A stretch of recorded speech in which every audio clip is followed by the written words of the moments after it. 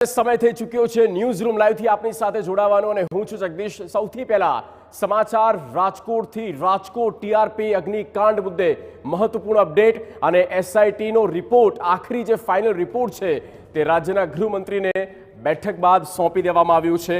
એસઆઈટીએ સાથે એવિડન્સ પણ રજૂ કર્યા છે। એસઆઈટીની તપાસમાં 4 વિભાગની બેદરકારી સામે આવી તેવું સુભાષ ત્રિવેદી, જેઓ એસઆઈટીના વડા છે, તેમણે આ સ્ટેટમેન્ટ આપ્યું છે કે 4 વિભાગની આમાં બેદરકારી છે, જેમાં ટાઉન પ્લાનિંગ વિભાગ, ફાયર વિભાગ, આરએનબી અને લાયસન્સ વિભાગની પણ બેદરકારી સામે આવી।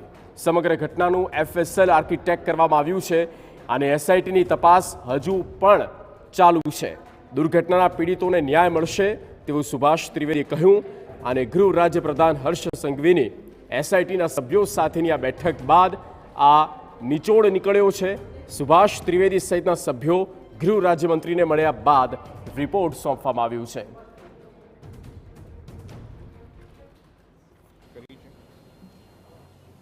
આ તપાસ દરમિયાન અલગ અલગ વિભાગના લોકોની નિષ્કાળજી ધ્યાને આવેલી છે। જે નિષ્કાળજી અંગે સરકારશ્રીને રિપોર્ટ આપવામાં આવ્યો છે। પોલીસ વિભાગ, town planning department, fire department, RNB, આ તમામ વિભાગની જે નિષ્કાળજી હતી એ નિષ્કાળજીને શોધી કાઢી, એના પુરાવાઓ શોધી કાઢીને સરકારશ્રીને ધ્યાને મૂકવામાં આવ્યું છે। સમગ્ર ઘટનાનું ફોરેન્સિક સાયન્સ લેબોરેટરીના ડાયરેક્ટર શ્રી સંઘવી સાહેબ તરફથી એનું ફોરેન્સિક આર્કિટેક્ટ કરવામાં આવ્યું છે। એટલે 3 ડાયમેન્શન ઘટનાને તૈયાર કરવામાં આવી છે, જેને આધારે ઘટનાના ફૂલપ્રૂફ પુરાવા તૈયાર કરવામાં આવ્યા છે।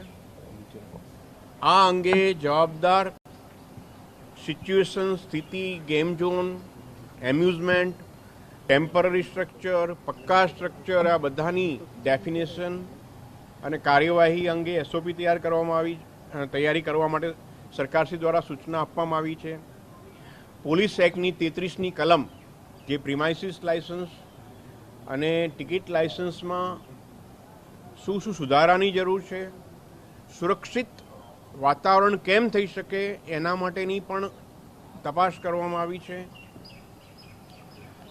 માનનીય ગૃહમંત્રીશ્રી દ્વારા જે લોકોએ ગુનાહિત બેદરકારી દાખવી છે એવા વધારાના લોકોને એરેસ્ટ કરવા માટે પણ, અટકાયત કરવા માટે પણ સૂચના આપી દીધી। સંવાદદાતા મોહિત ભટ્ટ ફોનલાઈન પર। મોહિત, ઘટના બન્યા પછી એસઆઈટી રિપોર્ટ અને ફાઇનલ રિપોર્ટ સબમિટ કરવામાં આવ્યો, ઓવરઓલ તપાસને લઈને આખું નિચોડ શું રહ્યો? જગદીશ, જે રીતે એસઆઈટીની તપાસમાં સ્પષ્ટપણે એવું જોવા મળ્યું છે કે 4 જે વિભાગો છે તે 4 વિભાગોની બેદરકારી છે તે સામે આવી છે। સૌથી પહેલી મહત્વની વાત કે આટલું મોટું સ્ટ્રક્ચર છે, છેલ્લા 2 થી 3 વર્ષથી તે તૈયાર કરી દેવામાં આવ્યું હતું અને જે ટાઉન પ્લાનિંગ વિભાગ કે જેની સીધી રીતે જવાબદારી આવે, કોઈ પણ પ્રકારનું ગેરકાયદેસર બાંધકામ થાય તો તે બાંધકામ છે તે ક્યાંક નજરઅંદાજ કરવામાં આવ્યું હોય તેવું સ્પષ્ટપણે લાગ્યું ને, એટલા માટે ટાઉન પ્લાનિંગ વિભાગ છે તેની બેદરકારી સામે આવી છે। આ ઉપરાંત માર્ગ અને મકાન વિભાગ છે કે જેમની આ પ્રકારના જો ગેમ ઝોન તૈયાર થાય તો તેની જોવાની જવાબદારી હોય, તેની પણ બેદરકારી સામે આવી છે। આટલું મોટું બિલ્ડિંગ છે તે ઊભું હતું અને ફાયર સેફટીનો સ્પષ્ટપણે અભાવ હતો।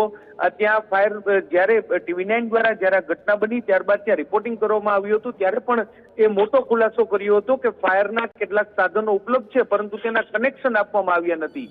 એટલે ફાયર વિભાગની જાણ હતી પરંતુ જાણી જોઈને એનઓસી આપવામાં આવ્યું નહોતું, એનઓસી લેવામાં નહોતું આવ્યું। તેને લઈને ફાયર વિભાગની પણ સ્પષ્ટ બેદરકારી છે તે જોવામાં આવી છે।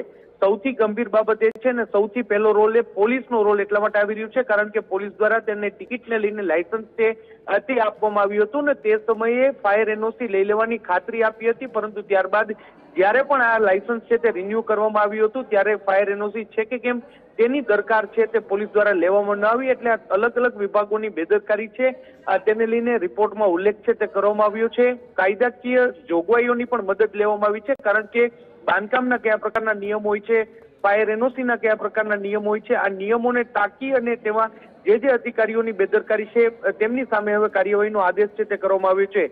જગદીશ, અત્યાર સુધીમાં આખા કેસમાં કુલ 12 જેટલા લોકોની ધરપકડ છે તે કરવામાં આવી છે અને મુખ્ય આરોપી તરીકે ટાઉન પ્લાનિંગ ઓફિસર જે એમડી સાગઠિયા છે તેની ધરપકડ કરવામાં આવી છે. જોકે હવે જોવાનું રહેશે કે રાજ્ય સરકાર છે તે આગામી દિવસોમાં ઓકે. એસઆઈટીના આધારે અન્ય કોઈ વ્યક્તિઓ, અન્ય કોઈ અધિકારીઓ છે તેની સામે કયા પ્રકારની કાર્યવાહી કરે છે, આખી જવાબદારી જેમના પર છે તે રાજકોટ મહાનગરપાલિકાના મ્યુનિસિપલ કમિશનર, હાલના અને તત્કાલીન મ્યુનિસિપલ કમિશનરનો કોઈ પ્રકારનો રોલ છે કે કેમ તે અંગે જે સત્યશોધક કમિટી છે તે કયા પ્રકારનો રિપોર્ટ આપે છે તે પણ જોવાનું સૌથી મહત્વનું રહેશે. જો કે આખી જે રીતે સુભાષ ત્રિવેદી છે તેમના દ્વારા જે બ્રીફિંગ કરવામાં આવ્યું છે તેમાં પદાધિકારીઓની કોઈ ભૂમિકા છે કે કેમ, અન્ય કોઈ નેતાની બેદરકારી છે કે કેમની દખલગીરી છે કેમ, તે અંગે કોઈ સ્પષ્ટતા છે તે કરવામાં આવી નથી અને ત્યારે હવે જોવાનું રહેશે કે રાજ્ય સરકાર છે તે એસઆઈટીના રિપોર્ટના આધારે કયા પ્રકારની કાર્યવાહી કરે છે. ઓકે મોહિત, આભાર તમામ માહિતી આપવા માટે. તો જવાબદારી નક્કી થઈ છે અને એ પ્રમાણે બેદરકારી સામે આવી છે. જોવાનું છે હવે એક્શન શું લેવામાં આવે છે.